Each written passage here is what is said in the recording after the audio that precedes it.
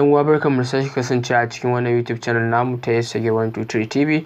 Mun zo ne mu nuna muku yadda zaka goge wato ainihin dukkan wani file ko kuma wani audio ko kuma wani hoto da aka turo maka shi ta cikin WhatsApp. Misali idan kana da group da yawa, kana so ka tantance wani group ne ya fi ja maka storage din wayarka, sannan kuma kana so ka shiga cikin wannan group din sai ka goge waɗannan abubuwan. Da farko zaka zo ka danna wannan alamar dot nan guda uku, wajen alamomin nan, wajen wato ɗigo-ɗigon nan guda uku. Bayan ka zo ka danna sai ka zo ka shiga setting kenan.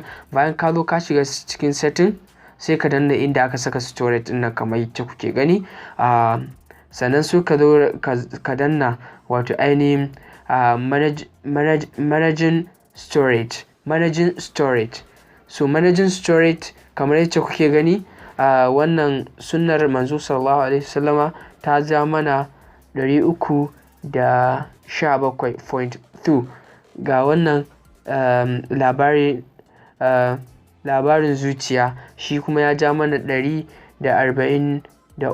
So kamar yadda kuke gani muna so mu goge wani sako a cikin wannan labarin zuciya din, kamar yadda kuke gani sai mu shiga ciki. To kamar yadda kuke gani duk abubuwan da aka turo mana ne a cikin labarin zuciya din nan, so muna so misali mu goge su. Misali muna so mu goge wannan hoton, sai kai ta danna kana, in kuma maka za ka yi gabaki ɗaya gashi nan, amma gashi nan iya waɗanda za ka goge gashi ne, ka zaɓi abin da ba ka so kenan sai ka danna wajen gogewa kamar yadda kake gani, shikenan ka goge items din. So mun gode a nan za mu kawo ƙarshen bidiyon, sai mun sake wato ainihin haɗuwa a sabon bidiyon. Wassalamu alaikum.